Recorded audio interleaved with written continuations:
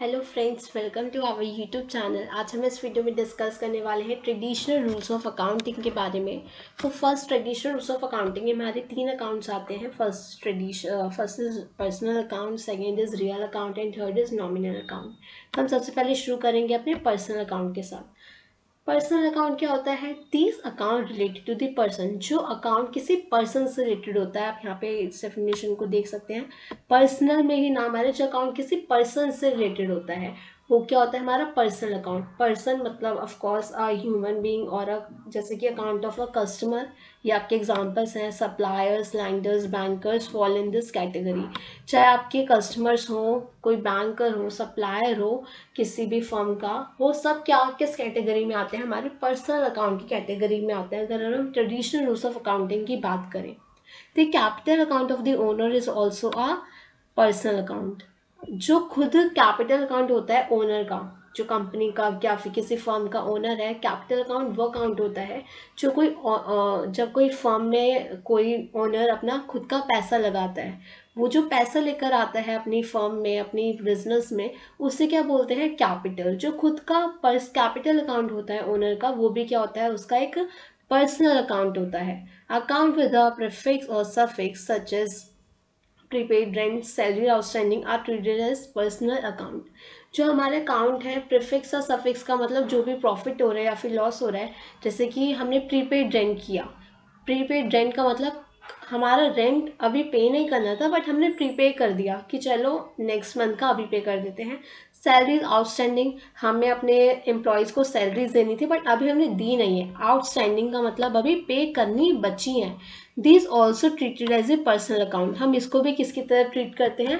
Personal account की तरह treat करते हैं। I hope you understand. These accounts related to the person, जो भी आपका अगर ऑप्शंस में आता है कि आपको क्लासीफाई करने की है कौन सा अकाउंट में जाएगा, तो आपको पहचानना है कि अगर वो कस्टमर का अकाउंट है, सप्लायर का अकाउंट है या फिर लैंडर का या बैंकर का, वो सब किस कैटेगरी में जाते हैं? हमारे पर्सनल अकाउंट की कैटेगरी में जाएंगे। और खुद कैपिटल अकाउंट ओनर का, वो भी क्या होता है? हमारा पर्सनल अकाउंट। फिर नेक्स्ट हमारा आता है real account. Real account, these accounts related to the assets of the firm. ये वाले अकाउंट किससे रिलेटेड होते हैं? हमारे फर्म के एसेट्स। एसेट्स क्या होते हैं? जो कंपनी की या फिर किसी फर्म की मदद करते हैं पैसे बनाने में।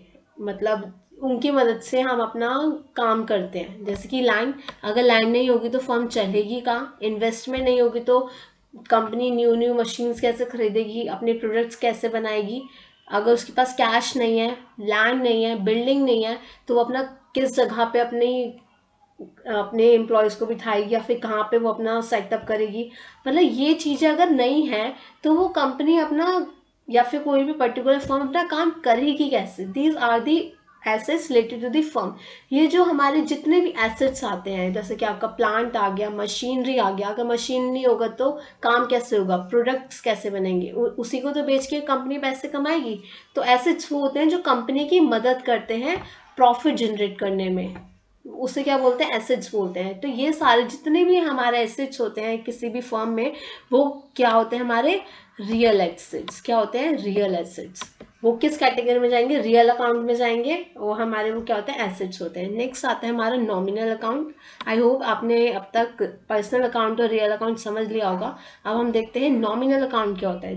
Nominal account, these accounts related to the expenses, revenue, gain और लॉसेज ऑफ द फर्म।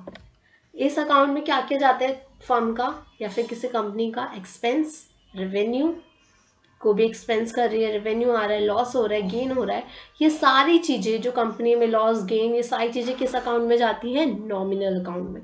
जैसे कि सैलरी पेड, इंटरेस्ट पे, अच्छा आपने सैलरी पे की अपने एम्प्लॉयज़ को या फिर किसी को, इंटरेस्ट पे किया अपने बैंक, आपने लोन लिया था, तो ये सब क्या है? आपका एक्सपेंस ही तो है। हम ये खर्चा कर रहे हैं ना कंपनी के लिए। कमीशन रिसीव्ड हुआ आपको, तो ये आपका क्या है? एक रेवेन्यू है। कमीशन रिसीव करना, ये सब क्या है? रेवेन्यू है। तो ये सारे किसके एग्जांपल्स हैं? हमारे नॉमिनल अकाउंट के एग्जांपल्स हैं।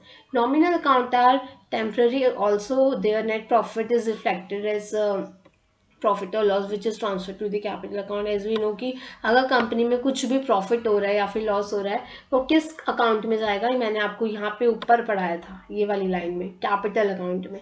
किस अकाउंट में जाएगा, कैपिटल अकाउंट में। अगर कंपनी में कुछ भी प्रॉफिट आ रहा है कि हमारे प्रॉफिट ज़्यादा है, लॉसेस कम, एक्सपेंसेस कम हुआ है, इस बार गेन ज़्यादा आया है, तो उन सबको मिला के अगर जो भी नेट प्रॉफिट या नेट लॉस निकलता है वो हम किस में ट्रांसफर कर देते हैं, अपने कैपिटल अकाउंट में। ऑफकोर्स जिसने पैसा, आप खुद की फर्म है तो जो भी एक्सपेंसेस वगैरह के बाद जो बचेगा वो क्या होगा, आपका ही तो होगा।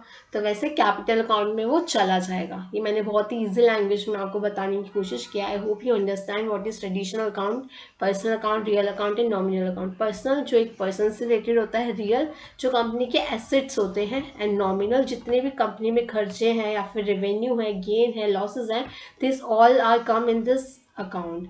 I hope you understand. If you like this video, so don't forget to like, share, comment and subscribe to this channel. Thank you so much for watching.